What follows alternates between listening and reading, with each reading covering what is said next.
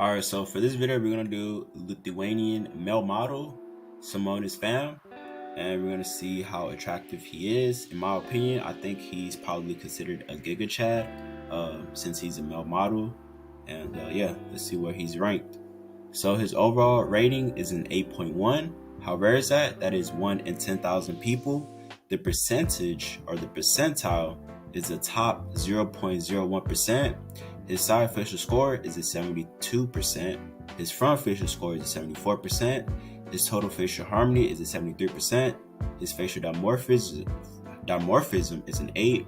Body fat factors is a 9.5. Miscellaneous features is an 8. The tier list is to the right side. Tier 1 is ideal. Tier 2 is near ideal. Tier 3 is normal. Tier 4 is a slight flaw. Tier 5 is a flaw. Tier 6 is a huge flaw. Tier 7 breaks harmony. Now, this is the overall facial assessment breakdown of the best features and worst features that I could think of. So he does have low body fat, and he does have an OG curve, a prominent OG curve. He does have a flat mandible, a wide jaw, almond-shaped eyes, brow bossing, and dark eyebrows. Now, the worst features is flared ears, freckles, and a low hyoid bone. These are the rarity scores of other celebrities, so you can compare. Alright, so for facial dimorphism, so we're looking at males because he is a male. And the things I gave him a check on is the neck width, the eye aspect ratio, the eyebrow settiness. I gave him half of that because it's very close. His dominant lower third, his jaw frontal angle, the brow ridge inclination, the nasal projection, the nasal frontal angle, and the ramus length. And this is facial dimorphism and is worth 20% of the overall score. His body fat factors, he gets a check for everything, and this is worth 25% of the overall score. And then the miscellaneous features, you pretty much start at 10, and I just start taking points off from there. And I took some points off for flared ears and skin quality because of the freckles, and he does have flared ears, so yep. Alright, so the eye separation ratio is the first measurement, and his eye separation ratio is perfect at 46.5%, so it's not too far spaced out and it's not too close, and this is relative to the width of his face, and this is perfectly fine. His facial thirds is even. Every single third is close to 33%, so this is perfect. His canthal tilt is a little bit tilted too high, so that's why it's a tier 3. Now, if I'm going by ethnic group or ethnicity, then this will be perfect. But since I'm going by the Caucasian standards for this, this is going to be a tier 3. Now, if I'm going by a particular racial group, then yes, this would be ideal for an Asian man. But for now, no, this would not be ideal. Facial width to height ratio, FWHR. So how spaced out are your facial features relative to the width of your face? And his is perfectly fine at 2.01. His jaw frontal angle is at really wide at 94 degrees, and 94 degrees is still within the ideal range, and this is perfectly fine. So he does have a wide jaw angle. His cheekbone height settiness is at the midline, or is more of mid-set. It's not too high, not too low, so this is not too bad. His total facial height width ratio is a tier 1 at 1.33, so he does have a smaller size head, but this is perfectly fine for a male, even though it's at the lower end. His bigonial width, so how wide is his jaw, and it is at 90%, and 90% is perfectly fine. His chin to philtrum ratio is a tier 1 at 2.47, so he does have a pretty good lengthy philtrum for his chin, so they do harmonize very well. His neck width is 90%. 90% means that he does have a very wide neck, and is sexually dimorphic to have a wide neck for a male, so yeah, it makes your face look full. His mouth to nose width ratio is a pretty big flaw. I think it's his biggest flaw. His nose is a little bit too wide for his mouth. He does have a very small mouth and a very wide nose, so those two things don't harmonize well together. So yeah. The mid-face ratio. The mid-face ratio is perfect. Now, the thing about the mid-face ratio is that it's literally supposed to be a square, and what y'all seeing right now is literally a square, and it's the distance between from the pupils to the eye line down to the upper lip, and that is perfectly fine because it's the same distance. So his mid-face ratio is equal. His eyebrow steadiness. Now this one was a little bit tricky. 0.69 is very, very close to 0.66. So I gave him half the points in terms of sexual dimorphism, but technically his eyebrows are not low set. It might appear low set, but it's not low set. And I think it's because of his eyebrow tilt and of his careful tilt as well. But it's not low set, but it's very, very close to it. So it's medium to low set, but it does appear very low set. So yeah, he doesn't get full points for that.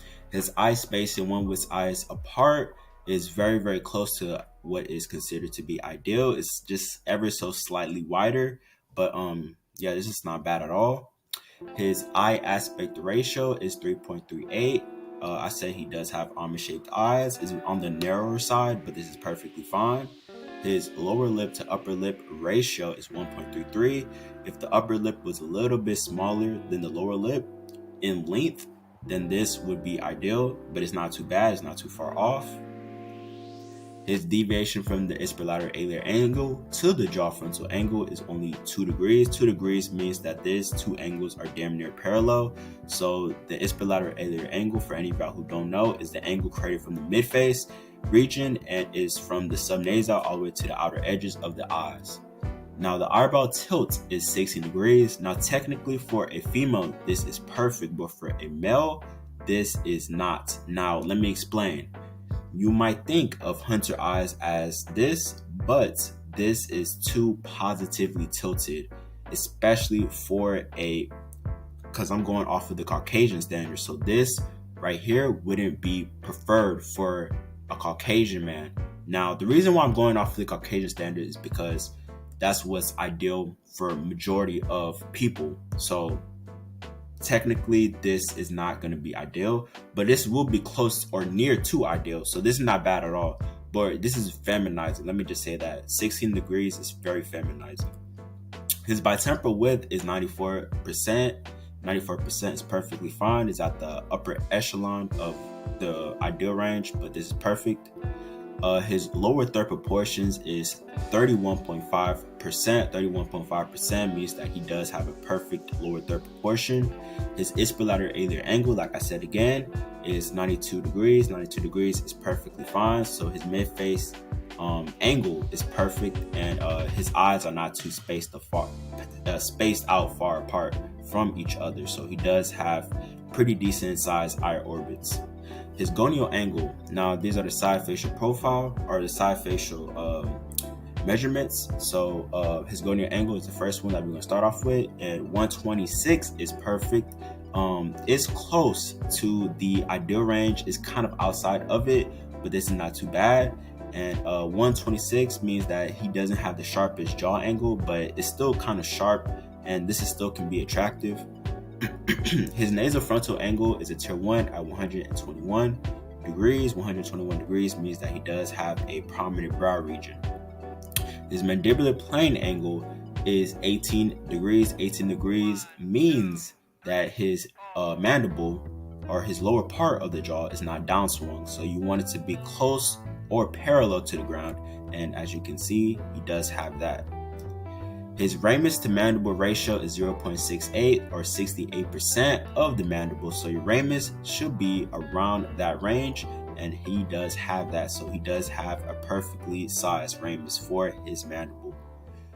His facial convexity from the glabella. So this measures the convexity of your face from the chin to the subnasal to the glabella, or the forehead, or the brow region, I should say. And 172 is perfectly fine. So it's not too flat and it's not too rounded. So this is good. Submental cervical angle is 115 degrees. Now, this is not too bad. It's a little slightly off or slightly away from what is considered perfect.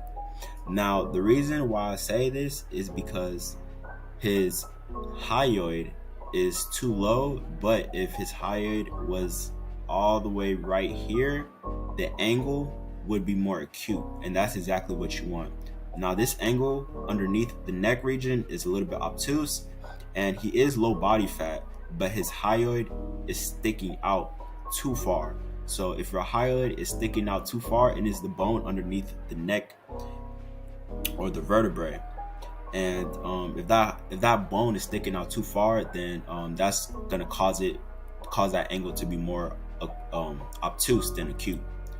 His nasophacial angle. Now this is the relationship between the chin and the nose, and you want this to be between 30 to 36 degrees, which is in that area, and this is perfectly fine. So he does have a good relationship between his chin and his nose. His nasolabial angle is 99 degrees. 99 degrees is perfectly fine. This means that his nose is not downswung, and that is perfectly fine. His orbital vector is positive, which means that the orbital rims around his eyes protrude past his actual eyes. So what this means is that he does have deep set eyes, and that is very, very good trait to have. His total facial convexity is a tier 1 at 144 degrees, and this means that, and this also assesses the nose protrusion as well as to the face convexity. So the nasal protrusion with the facial convexity, and 144 degrees is perfectly fine. So yeah, he does have a good overall facial convexity. This is what that means.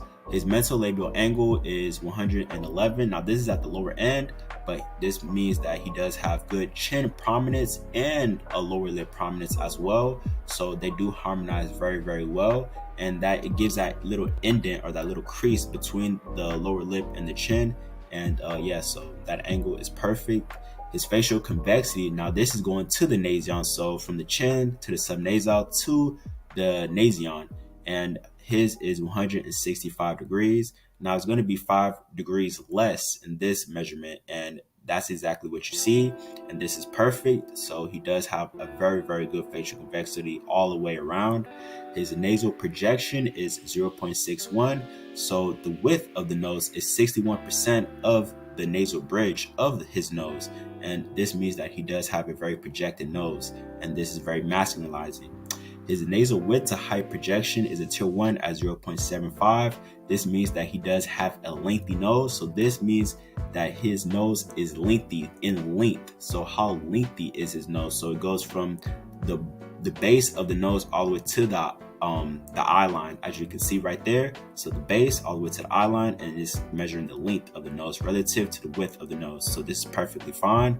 So these are the lip measurements, the 4 lip measurements. The ricus E line is a tier 1, and this is perfectly fine. You want your lower lip to be closer to the line than your upper lip, as you can see. Now the H line is a tier 3. Now the reason why is because the lower lip actually passes the line. It's supposed to be slightly behind or barely touching the line, and it does not do that.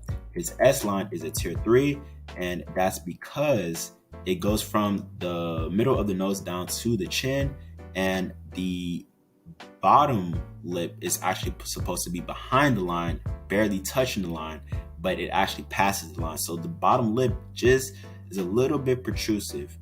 His bursal line is a tier 2, and tier 2 isn't really bad. It just, you want your upper lip to be more protrusive than your lower lip.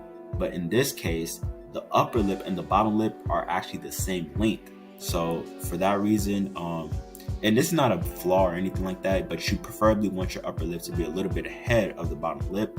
The nasal mental angle is a tier 1 at 127 degrees. So this shows the relationship between the nose and the chin, or you can even say the nasal bridge and the chin as well. And it also takes into account your facial convexity as well, which his facial convexity is perfect. So that's how I can tell that this measurement right here is going to be perfect as well. So he does have a good nasal mental. Gonian to mouth relationship. Now the gonian to mouth relationship, preferably you want your gonian bone. So the gonian bone is where the 2 vectors meet, and the gonian bone is right here, is situated right here, and this is the ramus vector, this is the mandible vector, and this is the point at which both vectors meet, and this point should be below the lip line, or the mouth line, and it is below the mouth line. So he does have an adequate jaw size for his face, and this is one of the ways that you can indicate whether you have an adequate sized jaw for your face structure. Now, the next measurement is a recession relative to the Frankfurt plane, and he does not have any recession. As you can see, this line right here is where the jaw stops at, and it's towards the end of the chin. And preferably, you want this to be past the nasion, which is this point right here, and also past the glabella, which is right here, and that is the brow ridge. And his is past both points, and he does not have any jaw recession, so that's perfect. His brow ridge inclination. Now he does have an inclined brow ridge within reason at 18 degrees, and that is perfectly fine. And it is very masculinizing. So not only he does have a brow ridge, but he also does have brow bossing. Now, for any of y'all who don't know, brow bossing is right here, is what y'all see. This sometimes this can be considered a masculinizing feature as well, and it's very sexually dimorphic. You wouldn't really see brow bossing on females, only usually for males. So it's kind of like an exclusively male feature in a way. His nasal tip angle is at 132 degrees. 132 degrees means that he does not have a sharp nasal tip for whatever reason. I think that is slightly due to him having a very upturned nose, and he does kind of have like a feminized nose a little bit, but preferably you do want to have a sharper nasal tip. It makes the nose look more aesthetic and sharp. Now, the next measurement, these measurements that I'm going to talk about next do not count towards his attractiveness, so keep that in mind. Now, his lower lip to submental plane angle is at the high range of 110 degrees. Now, this is not too bad. Now, it measures the submental fat underneath the chin and also the relationship between the chin and the lip. Now, if his chin was a little bit more protrusive than the lip, because I said before that his lips are protrusive, but if the chin was slightly more protrusive, this measurement would be more acute. Now, this is still not bad. This is still within the ideal range. This is perfect, but I'm just saying if his chin was just a little bit more protrusive, or his lips were just a little, actually I would say if his lower lip was a little bit reduced back just a little bit, this would be perfect. So his lower lip this angle means that his lower lip is slightly more protrusive than it needs to be, but this is still perfectly fine. His inferior third of the face, or lower third proportions of the face, this is another way of measuring your lower third, and his is at 0.44%. So his upper third portion is 44% of the lower third portion of the face. Now, this is a little bit different from the original measurement of the thirds, I guess. The lower third proportion that y'all seen before previously, and this is just a little bit different. This is not considering the whole third of the face. This is only considering like the lower portion of the third. And yeah, so this is perfectly fine. It's at the lower end, but I can kind of see why it's at the lower end because of his lip ratio, but still this is perfectly fine. And he's passing a lot of these measurements, so this is good. Now, the Schussner S2 line. Now, the S2 line indicates whether, and this other measurement right here is pretty much similar to the other lip measurements, and the only difference is this can measure whether you have good occlusion or not.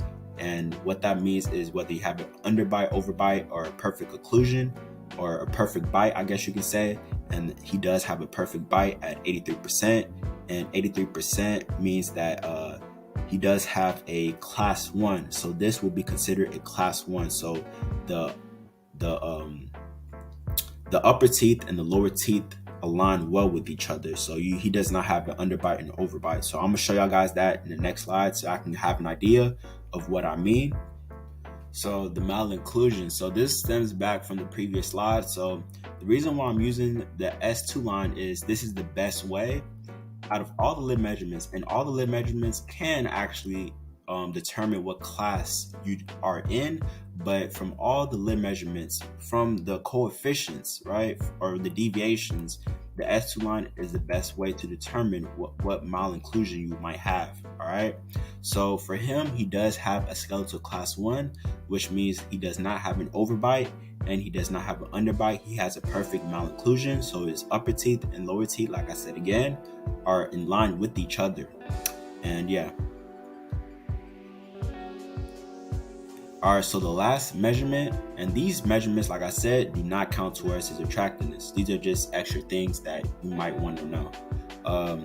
So the Z angle. So what the Z angle is, it just pretty much measures to see whether how protrusive your lips is to your face or to your overall face. And preferably you want to have around 75 to 78 degrees, and anything outside of those ranges, so anything between 70 to 80 is perfectly normal, and anything outside of those ranges are I guess kind of too protrusive or not too protrusive. But usually what you want to aim is between 70 to 80. 70 to 80 is perfect, but 75 to 78 is ideal. So he does have ideal lip protrusion relative to his facial structure. And yeah, so that's pretty much it. And hopefully I'll enjoy, and make sure to like, subscribe. And also, if you want me to rate your face, I will have my email down in the description. I'll also have my IG down in the description. Make sure to DM me. I'll give you the instructions. Within 24 to 48 hours, you should get your overall facial rating. And yeah, and you'll know what you are. So yeah, I'm out, guys.